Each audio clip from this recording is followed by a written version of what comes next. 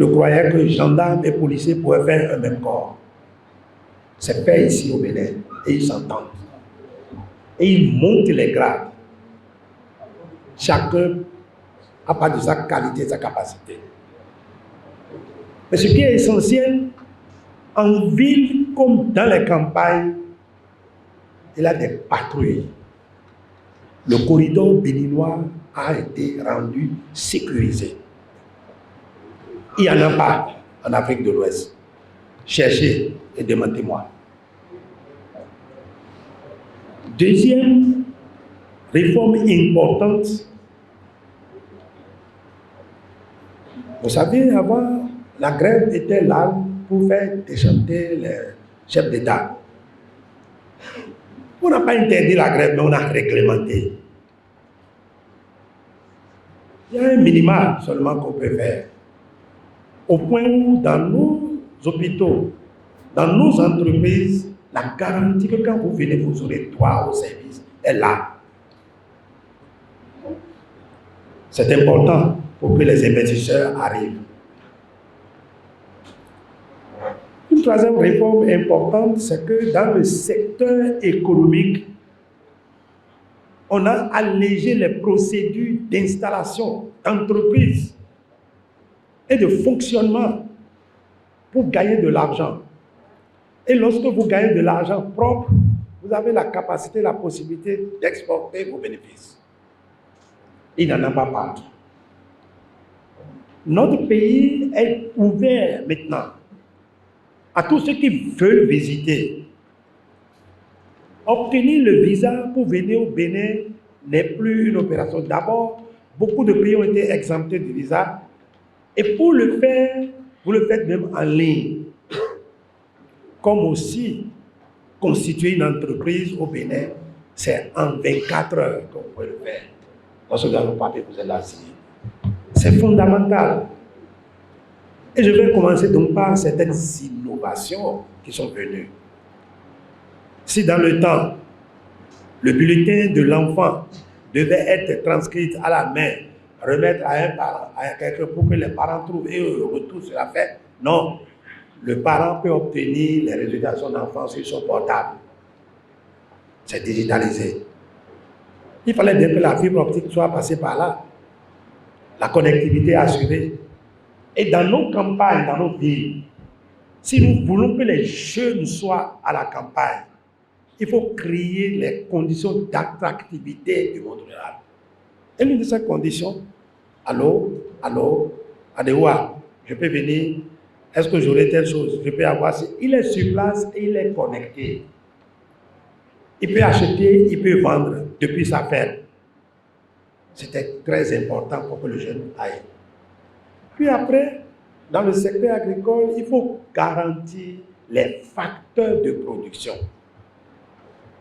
Garantir les facteurs de production. Pendant les 8 années de gouvernance du président Patrice Talon, il a connu des problèmes. On a eu des chocs exogènes. L'un des premiers chocs, c'est le Covid, la Covid-19. Quand on en parle, ça surprend certains. Pendant ce temps-là, les bateaux ne viennent plus. Les frais ont sextuplé de prix. Le conteneur qui se faisait à 2 millions est passé à 28, 30 millions. La marchandise que ça va transporter pour venir ici va coûter plus cher. La vie est devenue difficile. Comme les bateaux ne viennent plus, nos marchandises qui partaient d'ici pour aller là-bas n'ont plus de contenants. On n'a plus les récipients pour mettre dedans, pour envoyer. Nous allons produire, mais nous ne pouvons pas exporter. On s'est appauvri. C'est en ça qu'il faut comprendre les effets de Covid, à part qu'il a tué les hommes et autres là. Mais ça nous a rendu la vie très difficile. La guerre Ukraine et Russie. Quand moi, agriculteur, j'en parle, et je suis un ancien étudiant de la Russie, de quoi on parle, je sais. C'est là-bas où on a le blé. C'est là-bas où on a les engrais à coût moins cher. Ils font la guerre, tu vas trouver le blé où? Oh, on a modifié notre alimentation. Au lieu de liam le matin ou je ne sais quoi, le gari, mais tout le monde va au pain. Tous les enfants ils doivent prendre du pain. Ils ont des produits à base de blé, le blé est devenu très cher. Et donc le coût de vie s'est renchéri sérieusement. Mais ce n'est pas ça. L'engrais qui devait aider à produire ne vient plus. Ça pose problème. Et si même ça venait en plus des conditions irréversibles pour le moment que Covid a créé en matière de transport maritime ou aérien, le produit devient rare. Donc son coût va monter. Si on laissait les paysans face à ces chocs-là, en plus de ce qu'à l'intérieur, ici, nous avons des pluies de bottes, on en a parlé rapidement, vous le savez, mais au moins au Bénin, on est certain que nous avons pris des dispositions pour sécuriser la vie de notre communauté. Il reste seulement que les populations soient solidaires avec les services de renseignement pour que l'on puisse identifier les foyers de voyous qui sont ici et là qui pourraient arriver. Sinon, le pays est bien encadré. Dassa, au moins, a un camp avancé. Il y a 25 ans comme ça dans le Bénin, mon pays. Et il y a des postes avancés multiples le long de nos zones sensibles pour donner la sécurité. Donc, je reviens sur le coût des facteurs de production. Si c'est ça qu'on gardait pour aller à la production, ne pourront pas produire. L'État et les acteurs ont mis beaucoup de ressources pour soutenir les prix.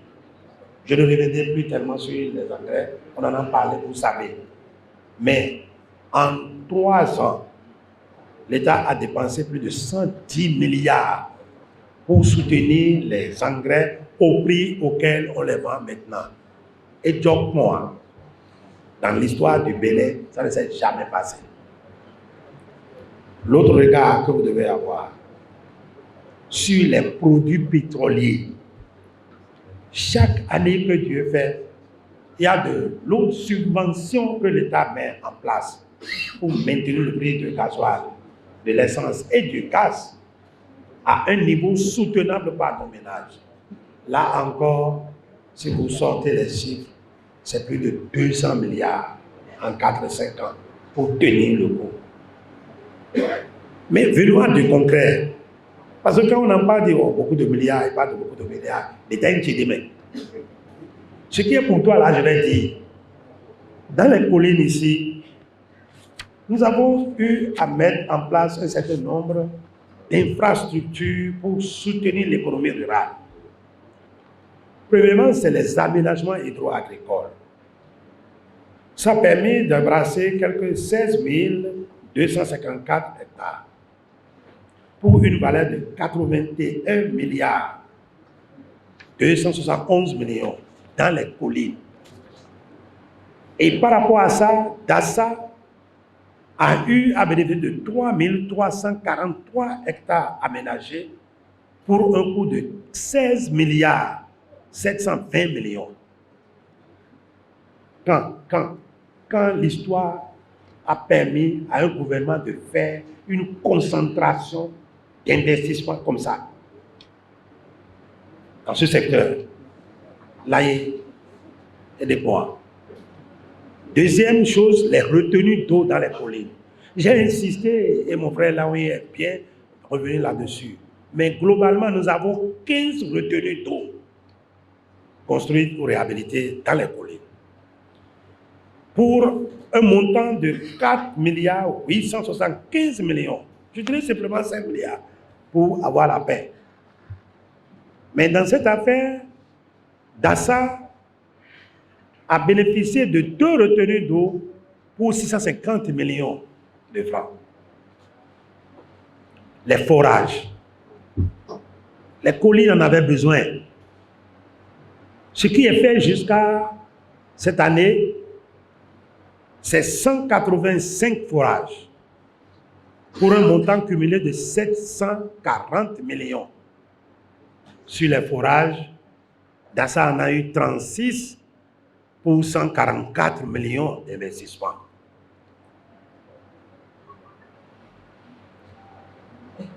Et dans l'Iwaïto, la route entraîne le développement. beaucoup de pistes ont été réhabilitées. Et dans le contexte général, nous pouvons compter un total de 15 012 km réhabilités dans les collines. Et au niveau de Dassa, nous avons 2 902 km pour un investissement de 23 216 millions. Ça, c'est les pistes réhabilitées. Mais il y a de nouvelles pistes qui ont été ouvertes. J'ai fait l'effort de dégrossir les quantités au niveau national pour dire, dans le département, il y a quoi pour nous?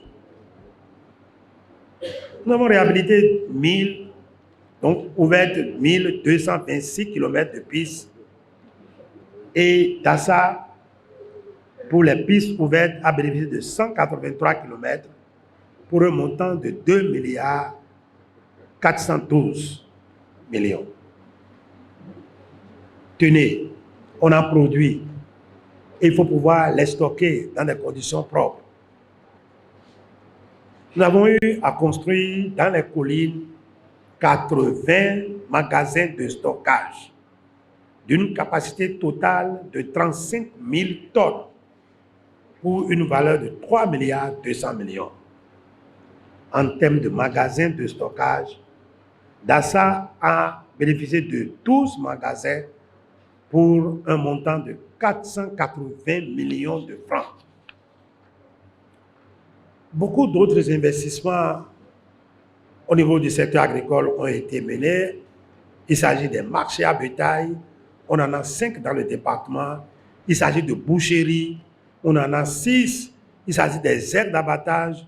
On en a 8. Mais ce qui est caractéristique, et que la microfinance a commencé, que j'approfondis, c'est qu'il y a des privés qui ont bénéficié d'appui de l'État pour développer leur initiative. Dans notre département, il y a eu 237 privés qui ont bénéficié des appuis de l'État pour un montant cumulé de 2,5 milliards. À ce niveau-là, Dassa a eu 44 parmi eux pour un montant de 344 millions de francs. Au total, pour ces investissements-là, le département a bénéficié de 228 milliards 466 millions 940 785 francs à ce jour. Ça ne s'est jamais produit au Bénin pour un département sur 12 que nous avons. Mais je serai malade si je n'arrive pas à parler d'autres spécificités au niveau de mon secteur. En vérité, nous avons eu à faire des campagnes de vaccination pour faire une meilleure couverture vaccinale. La PPCV, on a permis de conditionner, de contrôler au moins 112 257 têtes de bétail. Contre la pasteurellose, nous avons fait une vaccination de près de 120 000 têtes. Pour la peste des petits ruminants, 22 000 sujets ont été adressés. Et pour la pseudo-peste aviaire, plus de 37 000 sujets. Ce qui m'a plu, entre autres, c'est ce petit chiffre que je vais annoncer tout à l'heure, mais qui est symptomatique d'une réalité.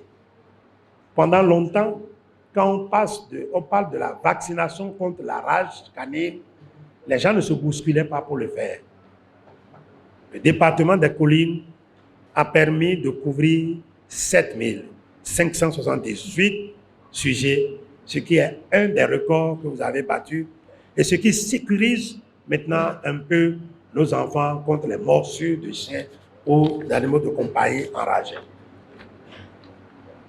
Regardez, nous sommes dans un département où l'une des filières phares consiste l'anacardie. Et pour cette anacardie, nous avons 2 procédures d'amélioration de la productivité. La réhabilitation des vieux vergers et la plantation suivant des nouvelles normes de jeunes plants. Je vous dirais simplement que pour la réhabilitation des vieux vergers. Dans le département, nous avons eu à traiter 50 253 hectares. Et pour la nouvelle plantation, quelques 5 000. À ce niveau-là, il y a des pas à faire, il y a des améliorations à faire. Je le dis parce que nous n'avons pas tous compris qu'on n'a pas besoin d'avoir le cajou en culture serré, pur, pour qu'après 4 ans, 5 ans, on soit incapable de produire à l'intérieur. Au lieu d'avoir 110, 120, 150 plants à l'hectare, même 70 plants, 80 plants à l'hectare suffisent pour faire la révolution. Et en même temps, permettre de produire à l'intérieur de ces plantations-là, pour le dire. Je suis heureux d'être assis à la droite d'un gros producteur de Danakab. Je n'ai pas cité quelqu'un. Mais à Dassa, vous devez faire encore beaucoup d'efforts pour les vieilles plantations qui sont mises aux normes. Nous en avons fait 8100 seulement pour 405 millions. Les nouvelles plantations, 1300 pour 84 millions. Et tenez, quand on parle de nouvelles plantations, qu'est-ce qui importe le gouvernement dedans? Pourquoi on parle?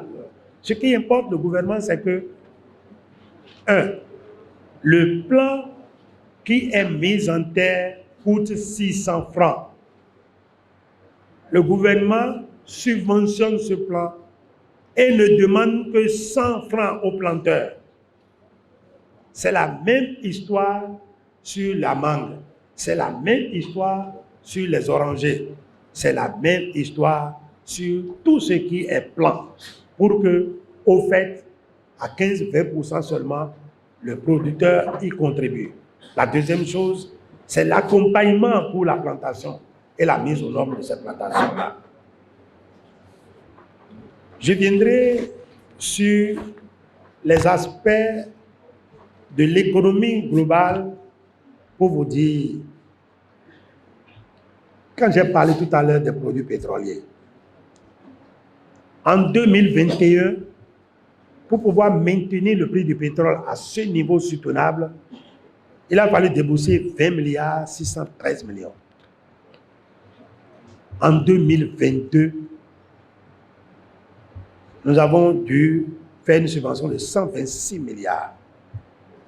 En 2023, la subvention est de 56 milliards. Je suis heureux et Dieu nous a gratifiés d'enfants bénis, d'enfants intelligents. Dans cette salle, le directeur général du budget est là. Si j'ai menti, il va me démentir tout de suite. Si vous lui posez la question, il va vous confirmer un certain nombre de chiffres. Donc, c'est tout ça qu'il fallait faire pour mieux faire face à la cherté de la vie.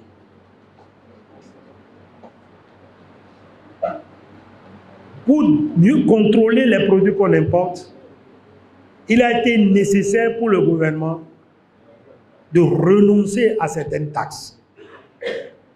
En fait, on a renoncé à certaines taxes de TVA sur les importations de riz, des huiles végétales et de la farine du blé, pour permettre à ce que le riz, qui devrait se vendre à 20 500 francs le sac de 50 kg, ne soit vendu à 18 450 francs.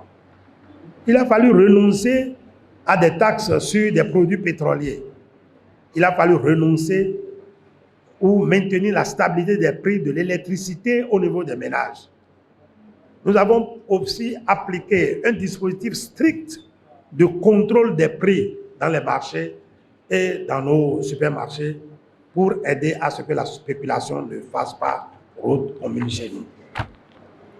Mes frères, dans l'amélioration du pouvoir d'achat de nos concitoyens, il était nécessaire d'améliorer les conditions de vie des travailleurs face à la cherté de la vie.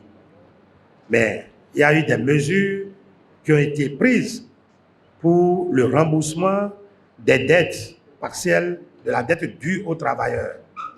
La réforme sur l'automatisation des avancements d'échelon, le paiement des glissements catégoriels, et le gouvernement a décidé aussi de mesures de revalorisation intégrale. options qui ont permis, premièrement, de relever le SMIC, de revaloriser le point indiciaire et aussi l'octroi de sursalaire.